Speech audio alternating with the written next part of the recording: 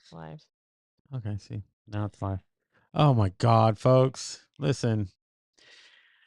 Uh it's We were not talking for a while. we were talking for a while. Well, the good thing is it's recorded. Before we realized that we had a live stream error and it didn't show up. So we were talking for essentially like around 12 minutes. Or more. 12 minutes or more. Yeah. Maybe it was better that way because some of the stuff I was sharing shouldn't get shared.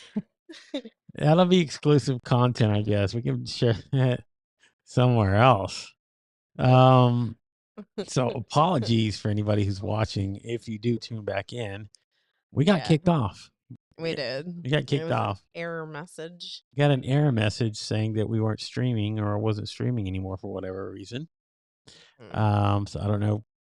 I kind of thrown for a loop. I was gonna come back on and make the explanation. Yeah. Are we live? Can you see if we're? Oh, do you want me to check? Yeah, just check real quick. I don't know. I don't trust It said live up there. Okay. Oh, look. You don't have to look. Oh yeah. Okay, we do have. We're live now, so you are live. Thank you. Oh, you got kicked off too, Yolanda? Oh no. What the heck? Kicked us all off. Okay, welcome to the wonderful world of live streaming, folks. We all got kicked off here. So, I don't know. The hard part of what we were discussing is we were like in mid flow of conversation About looking on people's phones. So I don't know. What was the last thing y'all heard us say? Yeah, before we got kicked off, apparently. So we got kicked off because I had a streaming error on my end. So it stopped the live stream for everybody else. Yeah. And now everybody got kicked off. So if you're back, thank you. If you're not back, I apologize. Okay, so I found one cool thing. Well, not cool, but interesting thing. So these are percentage of social media users that say they have ever used social media to check up on someone they used to date. Ooh. So these are percentages of people that say they've ever checked up on someone they used to date or be in a relationship with. And so 53% of people say that they've done it. So it's higher in the younger ages. So people between the ages of 18 to 29, it's 70% of that group goes back and looks and checks up on people they used to date. 61% for 30 to 49, 41% for 50 to 64, and 24% for 65 and older. So yeah, hey, look, I'm guilty. I've done that in the past when I was single. Like just to look back and go, man, I'm glad I got I'm glad I got out of that. I don't think sometimes you go back to look at a past ex to like, man, look, what did I miss out on? I think it's sometimes to look back and go, man, how much either you've changed or you've grown. That's kind of the reasons that I went back and looked. I only went back whenever I was interested in trying to talk to them again. Oh my God. No, I would never like any of those women. So wasn't very many. Okay. But there were women in my past where I would just go look back and go, wow. But I never, ever, ever thought about, let me reach out and see what they're doing. To me, it was always like, again, going back to a job you hated. And then you went somewhere else and you're like, well, let me go see about that job again. And you go back and you're like, then you remember why you hated it, like why you left and go, huh? So no, I never went like had this idea, like, let me go back and check on this person because I'm interested in talking to him again. No. My thing is once I've moved on, I've sort of moved on, gone to the next one. But yeah, also part of it is that for reasons like I hope that person might be doing well. Yeah. I've dated a few women. Some I don't care to even check on at all. Um, Others, like, we were just okay. We went on a date or two. We were just friends, and I was like, that's okay to see how hopefully life's treating them well, and that's it. Like, there's no. But to be honest, I did all those things while I was still a single guy, Mhm. right? So I don't feel like I was like in. You don't do them anymore? Mm-mm. No, I'm good where I'm at. Okay, just Um, checking. but again, when you and part of it was like there are like things that you sort of want to learn about yourself. I don't know. This is just for me. Maybe there are things that maybe that's not the case for everybody, but there were things about myself that I wanted to learn, and I would go back and say, "Man, where did I mess up here? Like, what were some of the things I may have felt like I could improve on?" Those were By looking at their profile? Yeah, because then you see them like with somebody else where they're in an instance where they're happy, right? They Mhm. find somebody else, So you and start reading their posts and Eh, stuff too? well, you start looking at things that they put on there and say, okay, they look happy for a reason. What was the thing that I didn't do that maybe I can learn from into my next relationship? So maybe I can have that kind of value or bring that sort of to the table for the next woman. It's not for me. It was never going back because I wanted to get back with them or like talk to them again. To It- learn from it? but part of me was I wanted to learn to see because then it goes back to this is what I mean when I say learning tool. Going going back and looking and seeing and say, okay, yeah, they're the one with the problem. Like it wasn't just me, right? It wasn't just me. Mhm. So you go back and you look and you go, okay, that's like a unilateral problem with that person. I'm glad you don't do that anymore.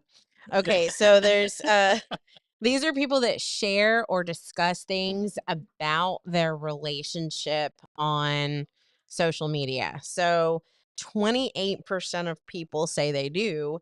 So broken down into age groups, 18 to 29-year-olds, it's 48%. So almost half of 18 to 29-year-olds post about their relationship online. 30 to 49-year-olds, 34%. So it drops. And then people that are between 50 to 64, only 14%. And then 65 and older, 7%. Oh my So gosh. if you're sick, and I'm wondering, like, over time, is that gonna change? Is are the younger generations just gonna become a norm for them to post? Yeah. And that's why I say there are good and bad things about social media. Like when you're happy with somebody, and you post like events like, "Hey, well, like how happy were we when I put on there that we were in a relationship?" Yeah, it was fun. It was fun, right? It was We good. talked about it that night because we were sitting there and we are like, "Okay, we're boyfriend, girlfriend. Are we gonna change our status?" And he's like, "I'm doing it right now." Right? So we changed it and posted a picture immediately. Yeah, so there were there And were we're almost over 50. yeah. So So yeah, I mean, but the thing was that there are positive aspects to it. Like when you want to celebrate certain things in your relationship that are okay to celebrate, like when you have an anniversary or like when you get married or when they're just things that it's okay to like put out into the world because it's a moment of good vibes and positive energy that you're sending off. It's not all about the negative. So yeah, there are some good things about being on social media that are okay to have in your relationship. But I think when it becomes a distraction to everything what you're doing, yeah, then I think you have to change your outlook on it because then you're actually it's almost like you're triangulating somebody else into your relationship, except it's done through through your Samsung or your Apple phone or whatever kind of phone or provider that you use. Is that it interrupts what should be the normal flow of sometimes your relationship and your conversations and your discussions with your loved one, with your love partner. So yeah, I see the both the good and the bad of wanting to have a social media to have social media and bring. I mean, we're talking about it, and we're talking about love and relationships, and we're doing it through social media. So, I mean, it'd be the pot calling the kettle black if we weren't like somebody saying that yes, there are positive things that come out of doing social media and having social media in your relationship. Absolutely. Like, I think that especially people that have this mentality that it's never going to happen to them and they can never find love, that, or how do I, or, they have all these questions about it, then we're providing right now that knowledge to people and showing them and sharing it with them and saying yes, it's possible, and through education of the different topics that we talk about. Like, I think that social media is great. But yeah, it can be overused and abused, and can cause some issues in And I like the relationships. question that Yolanda's asking her. Do you share it when you break up? I Yeah. think that's done pretty much low key though. Yeah. Like when people do it, you'll see us. They won't like The make the a relationship celebration status status or goes ghost. to single. Either it says single or you You're won't like, see it at all. oh. Like you'll question things when you won't even see it at all. Like some people will hide it, right? They'll take it down. Or Uh, they post a new picture saying, I'm on to a new chapter. So they'll post there you a go. picture of themselves, a single photo of themselves instead of the couple photo. And then that's kind of the indication. I don't read a lot of messages talking about the breakup, but there are the relationship Yeah. status and the photos. But and then too, and I found another thing too is that women are twice as likely to say that it bothers them when their significant others on the phone. So, out of everybody that was surveyed, it's more women that are complaining that their man is distracted by the phone than men just saying that it's women. Yeah. And I can see that. I mean, I can I can see that. I mean, what is I wish I had a stat. I always remember, but I think it was something like women will use like 30,000 words in a day and a man will only use like 10, like something along those lines. Please, if I'm wrong, or you can Google fact check that, make sure I'm doing. But it was something very similar to that effect. So when a woman wants to have a conversation, right, she's going to want to openly talk about it and express it more. And if a man is of lesser words and he's not going to be so, involved in that conversation, well, a lot of it's going to be one sided. And Mhm. part of that as well is like, he's like, well, if I'm not going to have anything to say, I'm going to look at my phone and be distracted while she's saying it.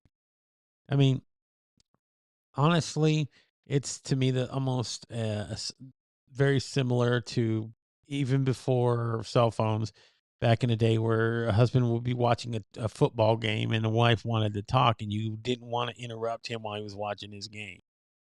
It's like, you know, eh, that's the distraction to me is a way it's just to distract. So it's a term that was created in Australia called phubbing. So I said it earlier. It's Phubbing, but it's like snubbing somebody in favor of your cell phone. So it's like, hey, you're not as important to me as this little device right here. So I'm gonna spend more time touching and holding and than you over there. So you're phubbing when you do Mm. that. And that's so interesting that you worded it that way because it almost sounds like you're talking about being intimate with somebody. Let me hold it. Let me caress it. Let me touch it. Yeah. Um, That's what I tell my students, so, like, when they're on their phone so much, I'm like, "Oh, you love that thing, like, you just wanna touch it and hold it, and, like, that's so important to you," and we do these, like, drawings sometimes, and I'm like, "Okay, in the very center, you're gonna draw the most important thing in your life. What do you value the most? If it's your cell phone, draw your cell phone. That is your priority right there. You touch it in the morning, in the day, and yeah, before you go to sleep. yeah, That's your baby. yeah. The only time that I've seen, the only time that I've seen like where that's not the case right away is somebody who smokes cigarettes because they got to get their cigarette first when they wake up. Let me get that first, then my phone. Okay, so priorities, right? That's your hierarchy value. Let me get my tobacco in me, then let me get my phone. But for most, yeah, it's like instantaneous. Let me get up and let me grab my phone and then let me start scrolling. Um, because some people like the instant validation, the gratification, the whatever it comes directly from It's looking. like a slot machine. You see something, you touch it, you pull it, and bam, it's gonna give you something wondrous. Like all of those little like on my some it drives some people crazy, but I don't really care. So like on my screen, I don't know if y'all can see it, but I have like a bunch of numbers everywhere. So like it's been a while since I cleared up my email, but I've got 4,000 on there right now.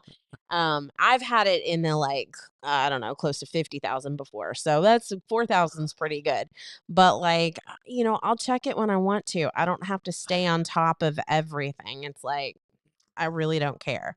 But some people, they have to have that clear. Like every time that thing pops up, they got to click on it.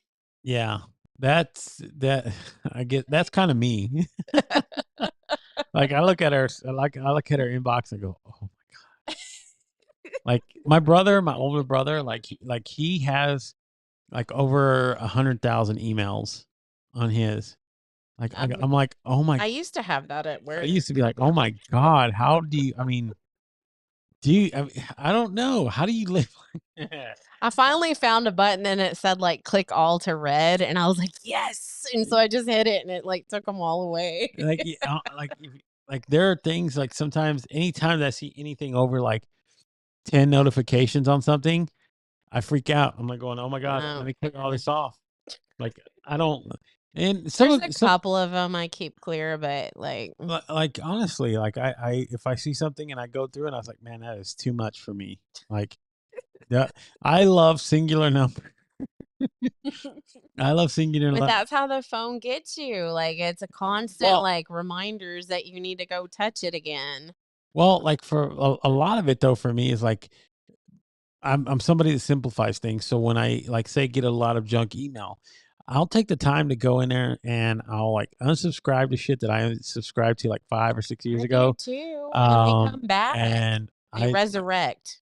well, there's things you can do like anytime I have any kind of certain emails from a certain company, and I don't want to receive them anymore, like I will like assign those to go to my trash.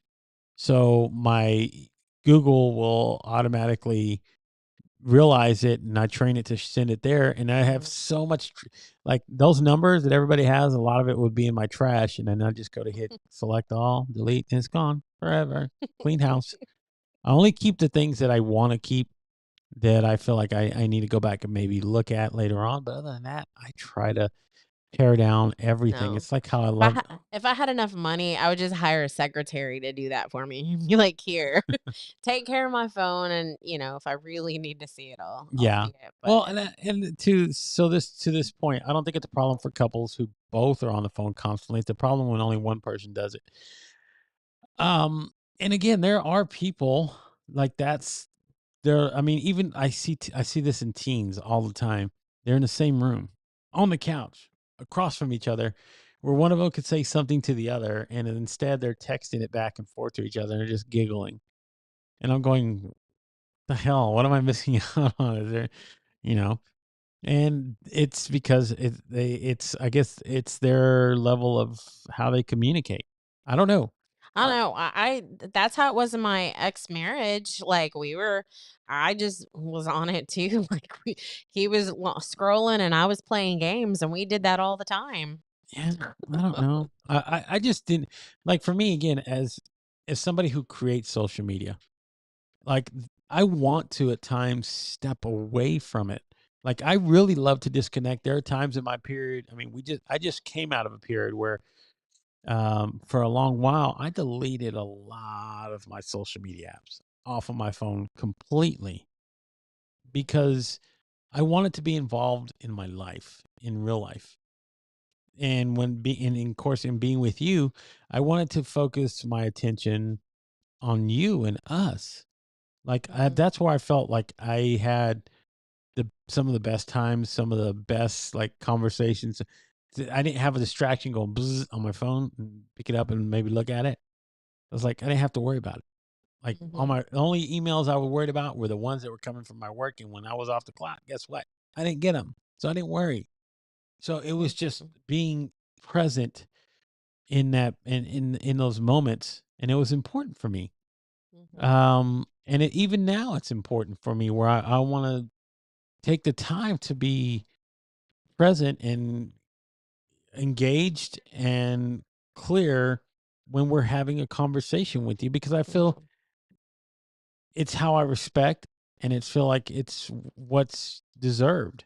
It like to be there and allow you that space to be able to talk and say, okay, I don't have anything that's going to distract me at this moment.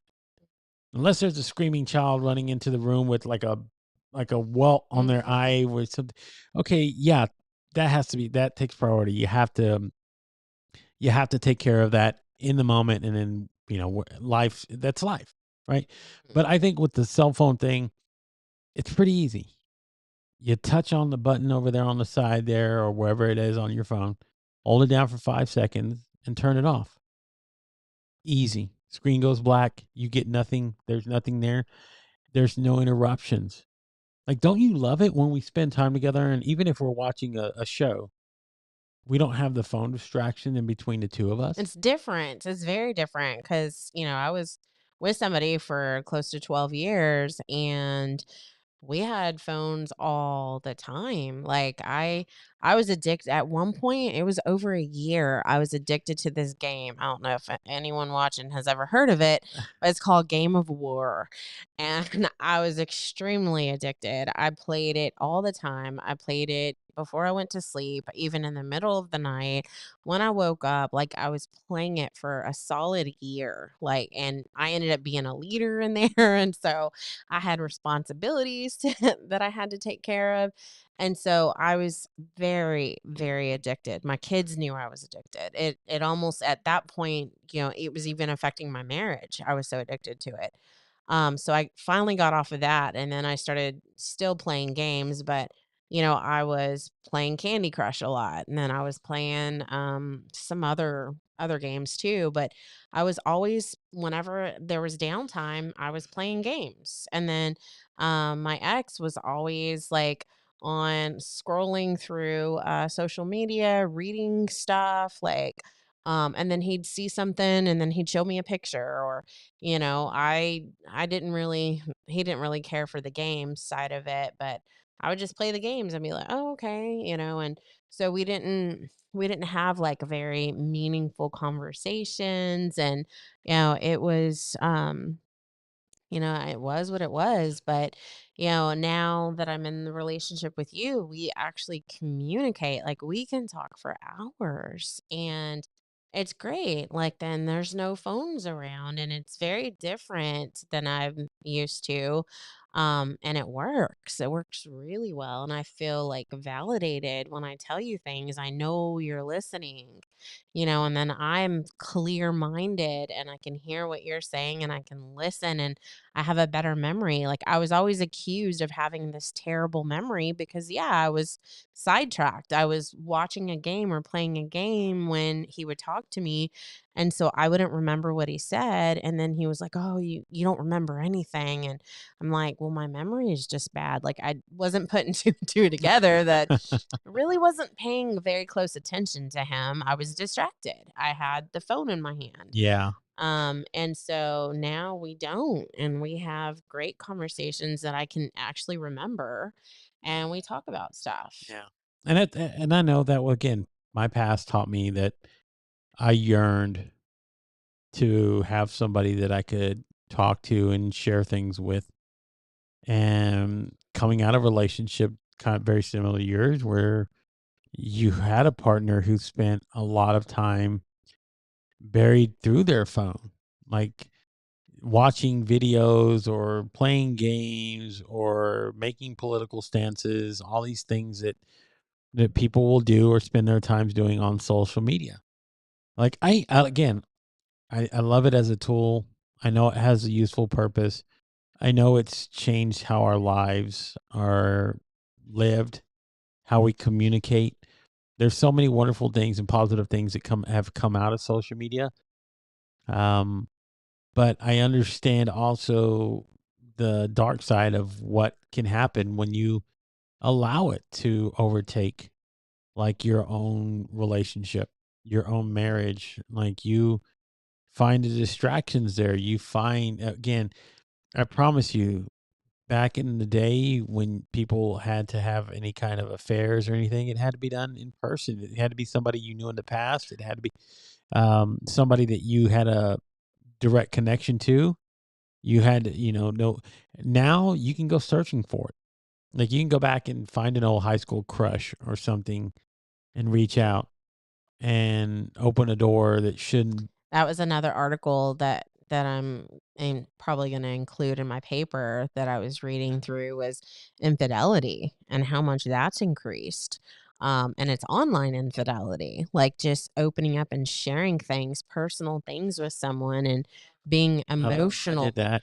uh, having an emotional connection with somebody online, and how damaging that can be to a relationship and how people feel about it when that takes place. And, some people say it's just as bad as the physical infidelity. Yeah, that's a hard thing. Trust me, as somebody who's been on both sides of that coin, um, it can be very difficult because the conversations are real, the emotions are real. Just about everything is real except the distance. I can't reach over and touch the person. But a lot of those things that you start doing, yeah, they lead to sometimes a breakdown in a marriage. A lot of, I mean, it's such a it's such a double edged sword in when it comes to doing that because there are people that you do want to communicate with, right? There are people that you genuinely have like a good um friendship or relationship with that you just click and there's no kind of romantic like thoughts or there's no kind of romantic intentions behind what you're doing. Um and then there are the times where things can get pretty intimate pretty quick when you start sharing a lot of things and you have to catch yourself and understand. So I've been in a situation where yeah, I've been in both parts of that where you do get overwhelmed pretty quickly because you're being super vulnerable, right? People are like, I just feel so open talking to you. And that opens the door. And they start sharing other things. And then start sharing other things. And you find similarities, you start sharing other things. And like that can like you have to that's why I said you have to learn to set a threshold and a boundary for yourself. A line that should not be crossed. And that's a thing that a lot of people don't quite understand yet on social media. It's a learning lesson to say, okay, I can't do these things. And, especially when you're involved with somebody, like when you're in a committed relationship or in a marriage, like those are things that you cannot allow yourself to fall prey to. But it's easy. Trust me, it's easy. It's so easy. It's just, A lot of people want to be your friend online, and it's like they open that door to conversation and want to talk more and more. And before you know it, they're taking up a lot of your time. Mhm. And so, yeah, I said, you got to set a boundary. And it's like, hey, look, you're great. You're pretty awesome. Um, Somebody will find value in you somewhere else, but it's not me. Like I have my person. I said, when I'm done with stuff now on social media, like unless you're somebody that I knew prior and you have my personal direct number and we text each other, we're friends, that's it. Anybody else beyond that, if I haven't done that with you already, that's my cutoff point. Somebody reaches out to me, I'm like, okay, cool, you're a cool person. I already got enough slots filled for me right now. I don't need any more. So I'm good. Hard pass. Um, yeah, and that's another thing, right? that Randy's sharing. It's easy and also disrespectful to yourself and your committed relationship. Exactly. Yeah. Right. You again, you have to understand yourself. Like I said, I've told her when we started doing the live streaming thing, right?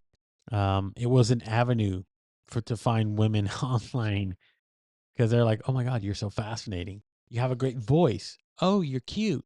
Whatever it was to say and reach out." And like I was saying, I even had my coach, Melissa Houston. She was like, "What are you going to do whenever this comes to happen to you?"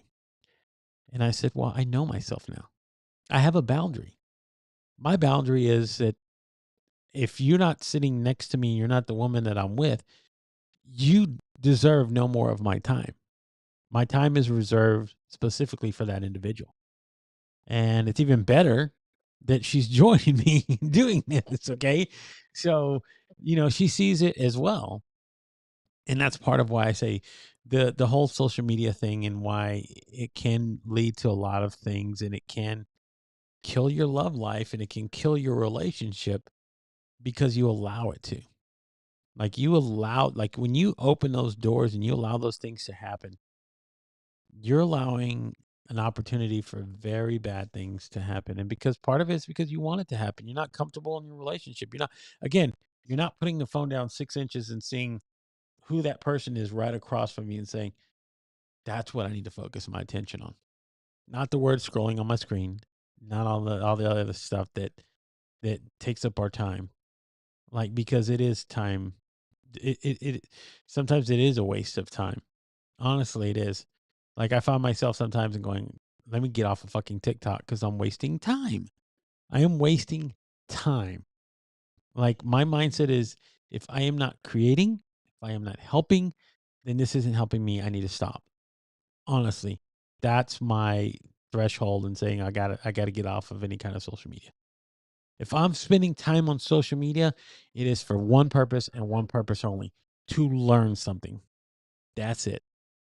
Like if I'm spending 2 hours on YouTube, I better walk away with some kind of knowledge from what I've been doing and watching. Because other than that, it is to me a waste of time. I would rather be wasted. If I'm gonna do that, I'm gonna do that snuggled in bed. Okay. That's where I want to spend my time. So this is why I say, like, I've learned the lessons of why social media, again, is like I said, it's a dual edged sword. There's Mhm. wonderful things on it. I'm talking about the wonderful things too, the learning lessons, the experiences, the stories. Like, Yeah, I'm a part of a couple of support groups, yeah, and so, exactly. support groups for women. I'm part of a bipolar support group because I have bipolar, and these were groups that really got me through a lot of stuff. So I still go on there and check every now and then, and I see, if somebody posts something that they're reaching out for help, and if I have a minute, I will post something to help them out because that group was there for me when I needed it most. When I really needed help, I was in there posting a lot and trying to figure out myself. And so um I completely believe that a lot of these groups, especially on Facebook, they've got some really good support groups on social media that you can turn to when you need help. Right. And that's again being it's the wonderful side, right? It's the light side of social media. Mhm. It's the other part that makes it sort of difficult. Um, and like I said, it's a balance, but for the most part, when most people are in their relationships, they're not looking. I'm not saying everyone, okay? Don't dogpile me for saying this, but I think a lot of people use it as a form of escape. Oh yeah, They use it. absolutely. They use it as a form of escape They're bored. If from the people are that and that's the thing. Everybody gets bored. I mean, you go to the grocery store and you're standing in line about to check out and you're bored. So people will flip their phone on. You see it everywhere. If you put your phone down for a second, just look around you. Oh, I do. People Yes, sir. people are bored in this world. And so, yes, it's a form of escape from boredom. Yeah, and I see it all the time. But like I said, I want to focus on the good things that I think social media has to offer and what it can provide. Again, what it can provide. Like I like what we're creating here. I hope it gets viewed and it's Mhm. found valuable by somebody and they're watching it to do two things, to learn from it and then eventually to apply it to their life. Like I want that to be a life-changing moment for somebody. That's why I do this and why I want to do this with you and create. Those are the things that I hope come from this. I don't always want to see it as a form of mindless entertainment. Entertainment's important, right? Yeah, it is. I'm not gonna lie. I call myself an entertainer because I do want people to watch. But again, I also have it with an intention of what I want to create that can hopefully make an impact somewhere down the line. That's what I love about social media. It is my direct access to helping other people. Without it, I don't know if I'm doing the same thing. I think I still would be driven to go help people, but it wouldn't be as maybe easily accessible. It wouldn't be as amplified as I could possibly make it. So it's why I love like what I get to do here on live streaming and being a creator. So I again I think more than anything, maybe is the fact that social media again is a it is what you make of it. But I think so for so many people, allowing it to become a distraction, to become the thing that like breaks up some marriages, it's very hard to see that happen as well. And to ignore it and say it's not as prevalent as it is, the statistics do not say that. The research does not say that. The research says that it's the opposite, that Peop people spend. People are complaining. People are saying that it's a distraction. It's a distraction in the relationship. Yeah. And that's why I say you feel like it's a different relationship with me. It's because I've learned that lesson. I don't think quite as many people have. Um, I think people again put their phone right there, and it's their way to just again it's triangulation. It might not be another man or woman that interrupts the relationship, but it goes by another name, whether it's Apple or Samsung or Verizon or T-Mobile or Mhm. AT&T or whatever.